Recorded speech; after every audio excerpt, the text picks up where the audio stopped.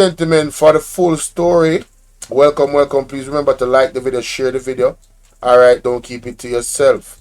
Alright, and if you're not yet subscribe, hit the bell and click all so you can get all notifications. And if you're not getting all notifications, please remember we have the WhatsApp group 1-876-451-6535. That's 1-876-451-6535. You can get us, you can text me there and text join, so you can become a part of the WhatsApp group and you will get all notifications for videos that are posted. Remember to follow me on all of my platforms, ladies and gentlemen. The ODPEM head concedes organization needs to improve communication. Why is this an article that I'm sharing? Last Saturday, ladies and gentlemen, an earthquake of 7.6 to 8.0 hit between Honduras and Cayman Islands. The Jamaican ODPEM in the office of the Prime Minister did not send out any tsunami warnings. There was a tsunami warning that started immediately and it ended little over an hour. Right? I did a video, they explained a 3-tier system where they would actually send out warnings to the people. And let me just say, I am glad the ODPEM, this title alone is encouraging, that they have admitted that the organization needs to improve communications. Alright? Let's hear what they have to say, ladies and gentlemen. So we do understand that we have to navigate that space where there's a lot of information on social media, there's a lot of misinformation at times on social media, and so we have to navigate that space now where we have to relook at our protocol based on the current environment in which we're operating, where you can have misinformation and information gap to run that. One of the things that you don't want to have though in doing that, where you give information to say there is no threat now to Jamaica and person just see no threat. Okay. Alright, let's continue.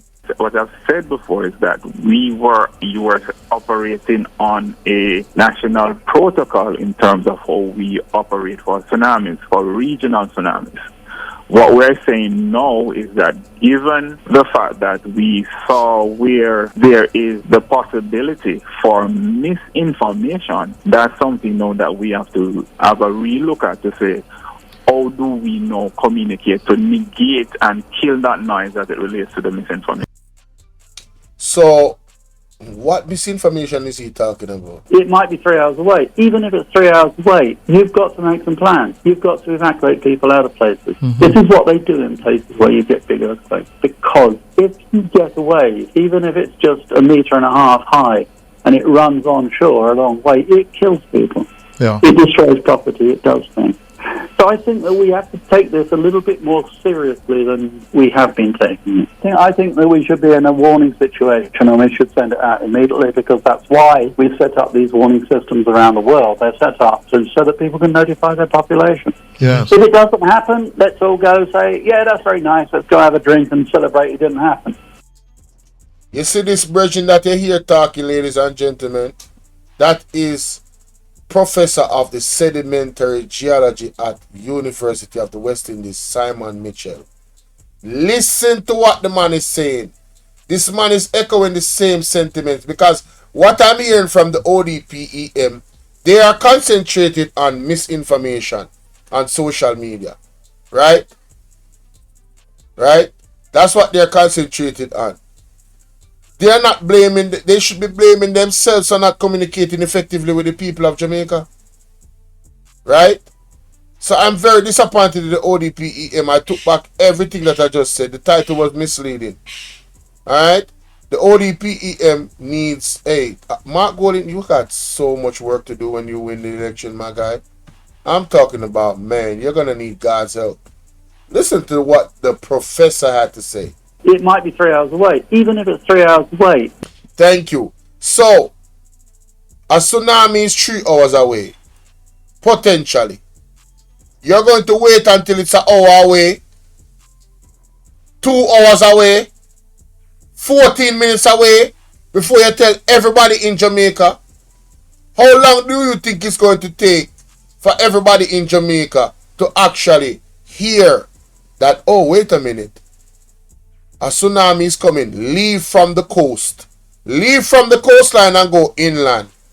How long do you think it's going to take some people?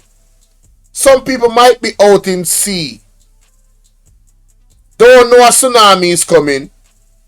I mean, you know, it's baffling to me how horrible we are unprepared for a tsunami in Jamaica. And it's been prophesied that a tsunami is going to hit this country. And a big earthquake bigger than the one that hit in Honduras. It is baffling. But listen to the professor. It might be 3 hours away. Even if it's 3 hours away, you've got to make some plans. You've got to evacuate people out of places. Even if it's 3 hours away, you have to evacuate people. You have to make some plans. That was my point in my video. Why didn't ODPEM warn the people from the minute there was a tsunami warning? We should have been warned. Talking about a 3-tier system.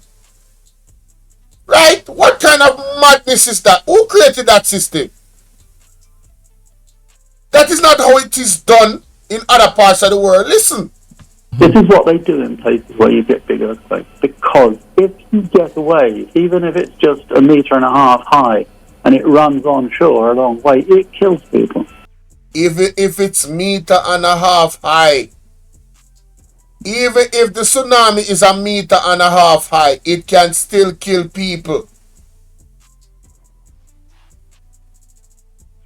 That is water coming with force. And when it comes in, you see when it pull back out, at that time they're dangerous.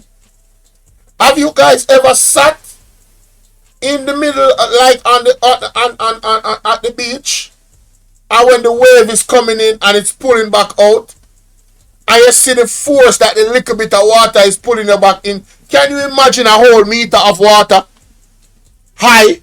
1 meter high of water coming in with that force. Can you imagine how none of you or none of us would be able? We have got tie ourselves on one tree, and the tree might get pulled away. We never slung in the water. So we don't want to go to the deep sound and stay with the water and rush in pound and I go. You must know what I talk about. Who on this platform never got beach? Have you guys ever been to the beach and seen and felt the water, the waves pulling you back in? Right? And these people is going to tell us that, oh, it's okay. Like, if this is, yo, Mr. Bridget, is another failure of this government and this system. That incident with the yes, I know that the ODPEM is in the office of the Prime Minister, but he's so busy. Mr. Minister of everything. Big up Eleanor. I fear saying that. Listen to this. Yeah. It destroys property, it does things. So I think that we have to take this a little bit more seriously than we have been taking it. I think that we should be in a warning situation and we should send it out immediately, because that's why we've set up these warning systems around the world. They're set up so that people can notify their population. Yes. If it doesn't happen, let's all go say, yeah, that's very nice, let's go have a drink and celebrate it didn't happen. Exactly. It's better to be prepared. Jamaica has a reactive system, not a proactive one. We're always late to the party. We're late to the party with technology. We're late to the party with proper education. We're late to the party with our healthcare system. We're late to the party with the roads. We're late to the party with people's rights, constitutionally as it's constructed right now. Peer violation. Listen to what the CM gentleman had to say August 19th, ladies and gentlemen. in warning Jamaica of something bigger to come. Many Jamaicans in the eastern part of the country were shaken by a magnitude 5.3 earthquake at approximately 1 minute after 8 in the morning on Friday, August 16. Friday's quake rumbled a little over a year after Jamaica was struck by a magnitude 3.7 tremor on July 16, 2023. But it's the data regarding last Friday's earthquake that are worrying Professor Mitchell. Speaking Monday on Cliff Views Online, Professor Mitchell explained that the last 2 earthquakes may have placed stress on the fault lines in and around Jamaica. He says this added stress could lead to a massive earthquake in the future. The concern is that we might have a large earthquake coming off this structure. Now, we often hear about the Plantain Garden Fault and its continuation towards the east. But there's probably a longer fault, at least for Jamaica, which is the South Coast Fault, which runs from offshore of St. Elizabeth all the way through to St. Thomas. And most of the time it's offshore, but it comes onshore in Clarendon, sort of north of Portland Ridge. And because that's a very long fault, it has the potential to produce very large earthquakes. If we see these sets of earthquakes pushing stress along, and if they are related, which seems to be a possibility, it could be adding stress to that fault. And if that fault was to move, we potentially could have a very large earthquake. While unable to predict exactly when that earthquake could hit the country, Professor Mitchell believes the country could be in for a quake of magnitude 7 or more. Now, it could be very in the very near future, or it could still be years away or decades away. A large one would be of the order of 7, which would be about 500 times as much energy as the ones we're seeing at the present point in time. 500 times more? Yeah, it's a logarithmic scale. So if we get up to the really high numbers, each one on the scale, the Richter scale is 10 times. Worse than the lower one. So, we're going from, a 4 point something up to, say, a 7 point something. Yeah, we're talking an awful lot of change, 100 times, possibly more than that. And that is not something that it wouldn't go down very well with the country. Professor Mitchell says the public should make the necessary preparations in the event of a major earthquake. But we live in an earthquake zone, and one day we will have something that big. I think the important thing is to be wary when we start seeing a series of earthquakes moving like this. Are they precursors to something else? And I think it's worthwhile to raise that as an issue so that people can make plans. Mm-hmm. So that if the unthinkable does happen, at least people have a plan for what to do. Mahiri Stewart. Quake zone, and one day we will have something that big. I think the important thing is to be wary when we start seeing a series of earthquakes moving like this. Are they precursors to something else? And I think it's worthwhile to raise that as an issue so that people can make plans. Mm-hmm. So that if the unthinkable does happen, at least people have a plan for what to do. Mahiri Stewart for Nationwide News.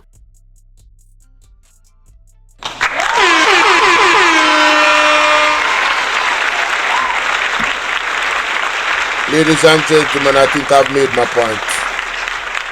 Last sales wagwan, I think I've made my point about the emergency system in regards to tsunami. We live in an earthquake zone.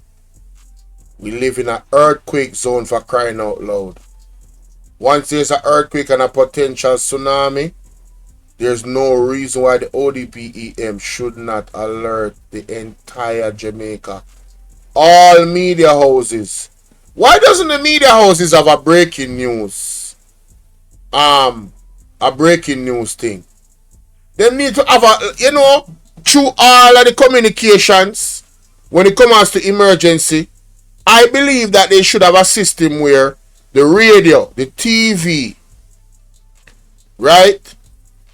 Every single streaming, even if you're talking about YouTube, right? If somebody is watching a YouTube video, there should be like an emergency thing with YouTube where if Jamaica has an emergency, YouTube would press a button if you're watching a video and the alert would come up immediately. There could be an app that come on people's phone and you can download that don't take up no whole heap of space on your phone.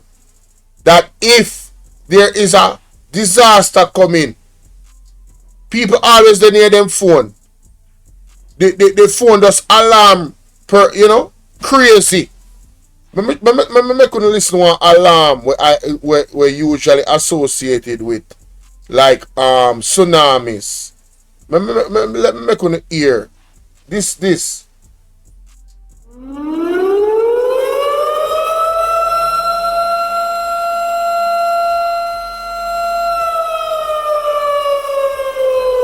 and much louder than that, ladies and gentlemen.